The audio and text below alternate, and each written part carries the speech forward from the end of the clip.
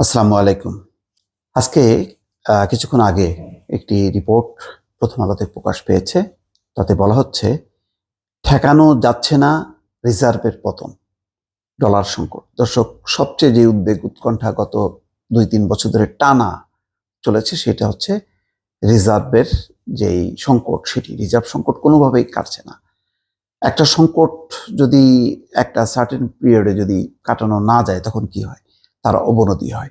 এখন বোধহয় সেই অবনতিটার একটা পর্যায়ে এসে ঠেকেছে। যার কারণেই খবরটা হচ্ছে এই যে ঠেকানো যাচ্ছে না কোনোভাবেই রিজার্ভের পতন। বিভিন্ন পদক্ষেপ নেওয়া হলেও রিজার্ভ কমেই চলেছে। অর্থনীতিবিদরা মনে করছেন বৈদেশিক মুদ্রার মজুদ আশঙ্কাজনক পর্যায়ে নেমেছে।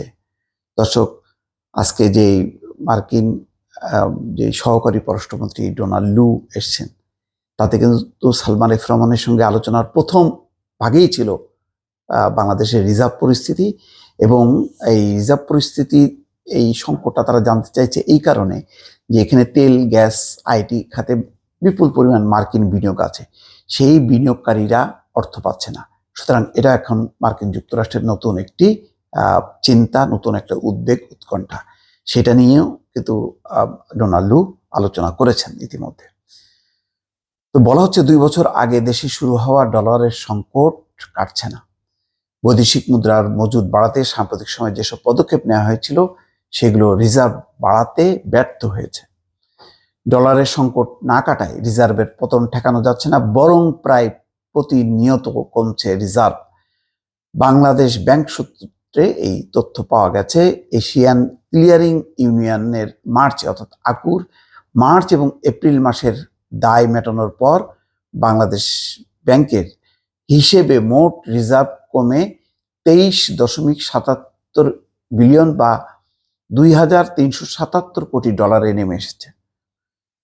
আর আন্তর্জাতিক মুদ্রা তহবিলের হিসাব পদ্ধতি BPM-6 অনুযায়ী রিজার্ভ এখন 18.32 বিলিয়ন বা 1,832 কোটি ডলার।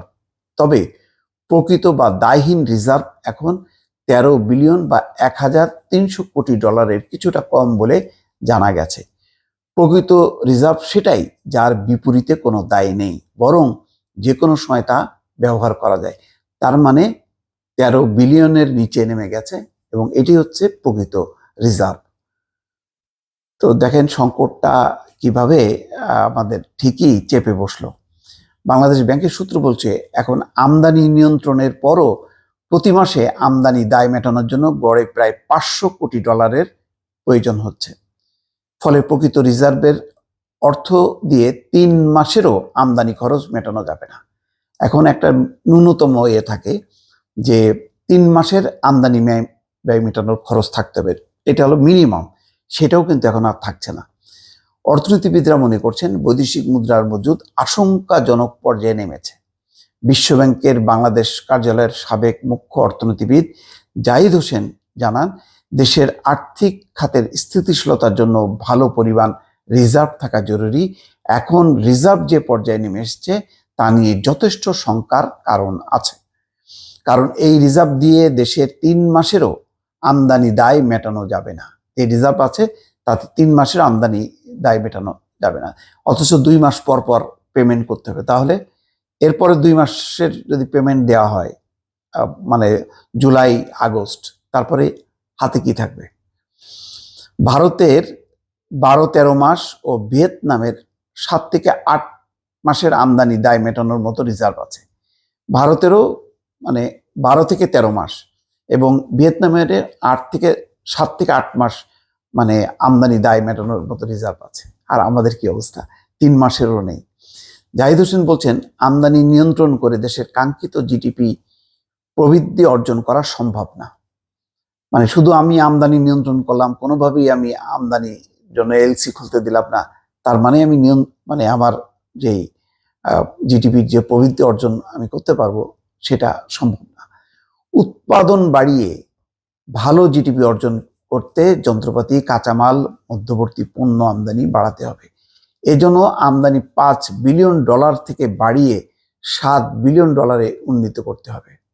রিজার্ভ কিভাবে কমলো সেখানেও বলা হচ্ছে যে গত সপ্তাহে এশিয়ান ক্লিয়ারিং ইউনিয়ন বিল বাবদ রিজার্ভ থেকে $163 কোটি পরিশোধ হয়, ফলে রিজার্ভ আরও কমে যায়।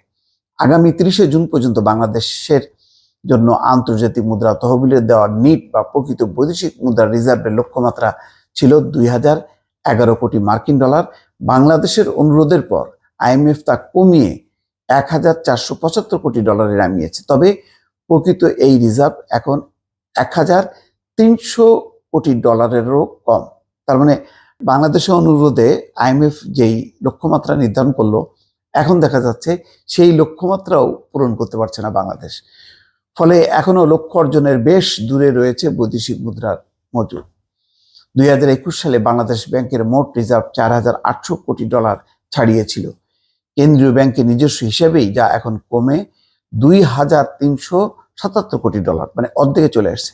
ফলে 2.5 বছরে রিজার্ভ কমে অর্ধেক হয়েছে। দর্শক, পরিস্থিতি খুবই উৎকণ্ঠার, এবং সেইটি সফররত মার্কিন যে সহকারী পররাষ্ট্রমন্ত্রী ডোনাল্ড লু দেখেন বাংলাদেশে এসে প্রথমেই সরকারি পর্যায়ে তার সালমান এফ রহমানের সাথে যে বৈঠক, সেই বৈঠকেই কিন্তু সেই রিজার্ভের প্রসঙ্গটা এনেছে।